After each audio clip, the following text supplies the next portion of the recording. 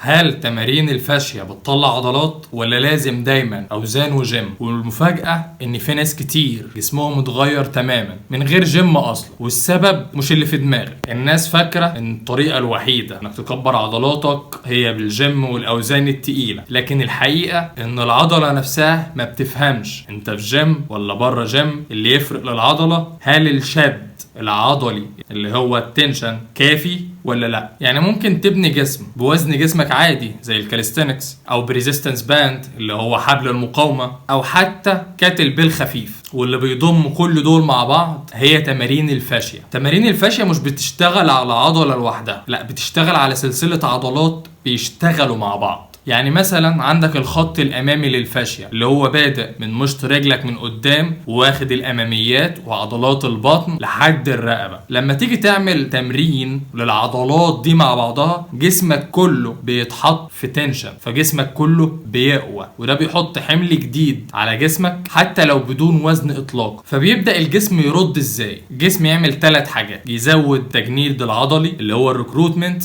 بيزود الشد اللي هو التنشن، ويبني الياف عضليه جديده. وهنا النقطه اللي انت بتسال عليها اللي هي الحجم العضلي. يعني ببساطه شد وتنشن زياده بغض النظر عن شكله ايه هيطلع لك كده كده عضلات. يعني اقول لك على مثال بسيط يوضح لك الفرق. انت بتعمل النهارده شولدر بريس عشان تكبر العضلات الاماميه للكتف اللي هي عضلات الانتيريور دلتويد. اما انا لما باجي اديك تمرين مش بديك شولدر بريس، بدي لك كيتل بيل سناتش. وايه الفرق بين الاثنين؟ الشولدر بريس هيحرك لك عضله واحده بدون بقى حمايه للمفصل، بدون ميكانيزم حركي عصبي، صح؟ ودي سبب الاوجاع. اما بالنسبه للكيتل بيل سناتش بيثبت كتفك، بيظبط لك الميكانيزم الحركي بالنسبه لحركه لوح الكتف والدراع. بتبقى مضطر تاكتيفيت الكور، وده هيساعدك تبقى اقوى واكتر ثباتا. عضلات الرجل كمان بتشتغل لان الجسم كله مرتبط ببعضه. وهنا التمرين بقى اصعب رغم ان الوزن في عينيك يبان قليل، لكن الجسم يفهم الحركة دي يبقى اقوى، يتحرك كله كجزء واحد. وفي نقطة تانية مهمة جدا: العضلة في الجيم انت بتكبرها بطريقة واحدة في وضع الانقباض، لكن ابحاث كتير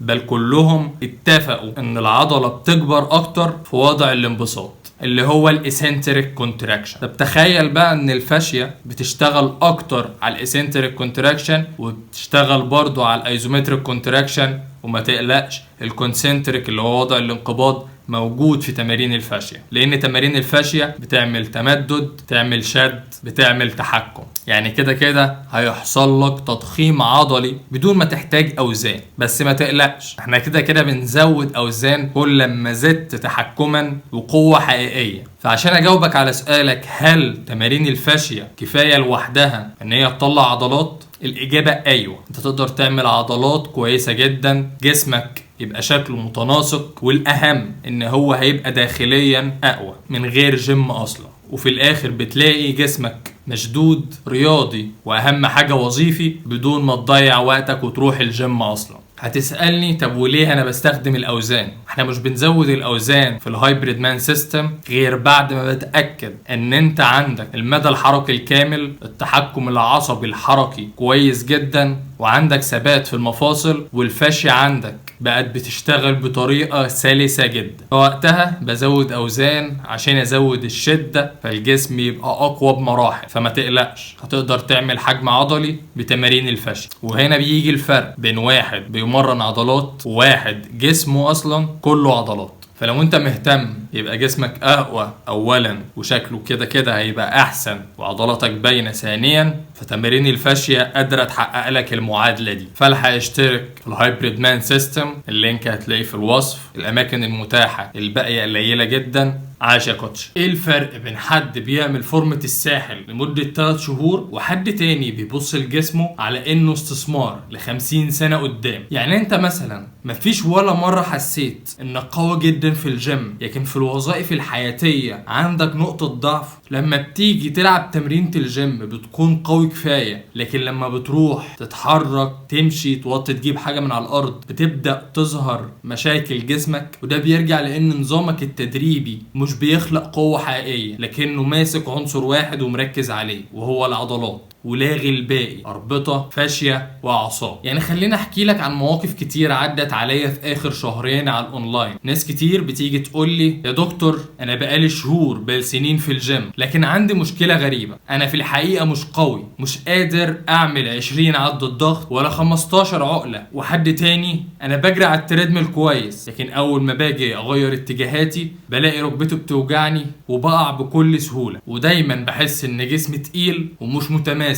ووقتها حد قال لي جمله مهمه جدا، قال لي جسمي تعبني. وفي الحقيقه كان رد عليه ان جسمك مش تعبك خالص، اي الم او وجع بتحسه هو انذار من اجهزة جسمك بتستغيث ان هنا مشكلة. فجسمك الموجوع بيساعدك، بيديلك اشارات عشان تعرف فين المشكلة. جسمك بيساندك مش بيأذيك، لكن جه الدور عليك انك تساعده انه يكون اقوى فعلا. ما يكونش اقوى في الشكل، لكن لما تيجي تقوم بالوظيفة يخونك. وطبعا بسبب طبيعة شغلي كعلاج طبيعي كنت فاهم المشكلة دي من زمان. كلهم بيركزوا على عنصر واحد في التمرين بتاعهم وهو العضلات، بل كمان بيركزوا ان هم بيمرنوا العضلة دي في الوضع ده وفقط. لكن الجسم محتاج 3 حاجات: المدى الحركي والتحكم يكون متصل كله مع بعضه، ووقتها هيقدر يطلع لك قوة انفجارية حقيقية. عشان كده كان جه الوقت ان انا اضم كل معلوماتي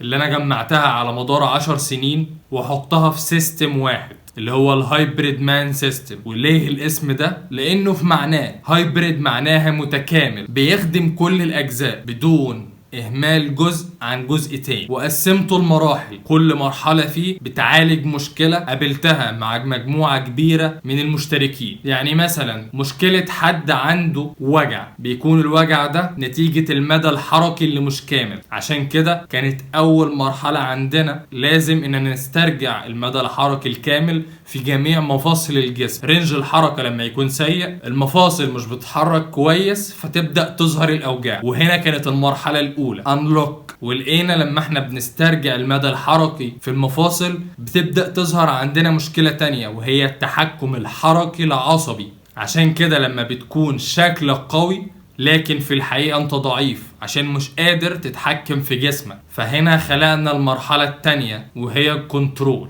ان احنا نرجع التحكم العصبي الحركي. بيبدأ المخ هو اللي يكون المسيطر على الجسد مش العكس. ولما عالجنا المشكلتين دول قابلتنا مشكلة تانية، فجه الوقت انك تضم الجسم كله مع بعضه. واللي بيربط الجسم كله مع بعضه لو انت متابعني بقالك فترة هتعرف ان هي حاجة اسمها الفاشية، وهي الغلاف اللي بيربط الجسم كله ببعضه وبيتحرك في أنظمة حركية متقنة جدا. وهنا بتيجي المرحلة الثالثة، الفاشيال تريننج. مجموعة تمارين بسيطة بنعيد بيها التواصل بين كل أجزاء الجسم وبعضه. الجسم بيبدأ يتحرك ككتلة واحدة. ولو وصلت معانا للنقطة دي فهنا بتبدأ مرحلة انك تخلي الجسم اقوى فعلا، بمعنى انك تخلي مشط رجلك من تحت ليه تأثير على حركة وقوة صوابع ايدك من فوق. فهنا كانت المرحلة الرابعة، الفاشيال باور. هي القوة الانفجارية البسيطة جدا ولكنها متقنة عشان نخلي الجسم كله بيخدم رغبتك. لما تيجي تقوم بوظيفة جسمك يساندك بدون ما يخونك بأي طريقة ممكنة. ولما الجسم بقى كامل متكامل من غير أي أوجاع، جيت المرحلة الأخيرة إن احنا نقوي عضلات التنفس والقلب. هي في الحقيقة كنا بادئين بنجهز لها في المراحل الأربعة اللي فاتوا،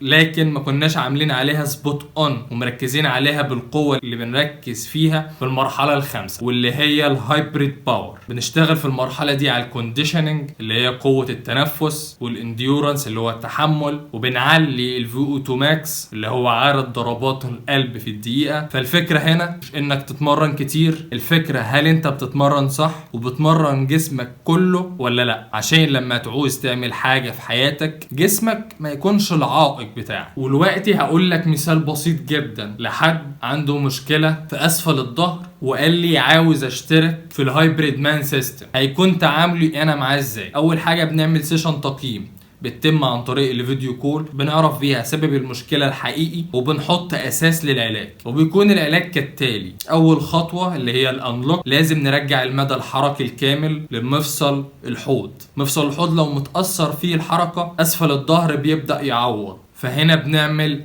هيب جوينت موبيليتي بجميع الاتجاهات وبدون تعويض من اسفل الظهر. وبعد كده نرجع التحكم الكنترول مثلا عن طريق تمرين زي السنجل ليج بالانس، انك تقف على رجل واحده من غير ما الحوض بتاعك الناحيه التانيه يقع. والمرحله الثالثه الفاشيال تريننج، بنحرك الجسم كله ككتله واحده مع التركيز على مثلا الخط الجانبي، لانه مسؤول جدا عن ثبات مفصل الحوض. مفصل الحوض لو بقى ثابت وقوي هيشيل حمل كبير من على اسفل الظهر، ساعتها الالم هيزول وقوتك هتتحسن فعلا. وبعد ما بقى الخط الجانبي للحوض قوي جدا بنبدا نخرج منه فاشيال باور، بنبدا نحطه في المنظومه الحركيه للجسم كله عن طريق اكسبلوسيف باور عشان نقويه ونحسن فعالية الجهاز العصبي بالنسبة للمنطقة دي. وهنا بتيجي المرحلة الخامسة زي مثلا تمرين زي السكوات مع اكسبلوسيف شولدر بريس. فعشان كده النظام بتاعي مش نظام تمرين، لا هو اسلوب حياة، ولكنه منظم جدا ودقيق جدا وبيخدم كل حد باللي هو عايزه. مفيش جدول او تمرين ينفع لكل الناس، كل حد عنده مشكلته وكل حد ليه طريقته في العلاج. فاعرف جسمك الاول قبل ما تطبق تمارين عشوائية موجودة على النت.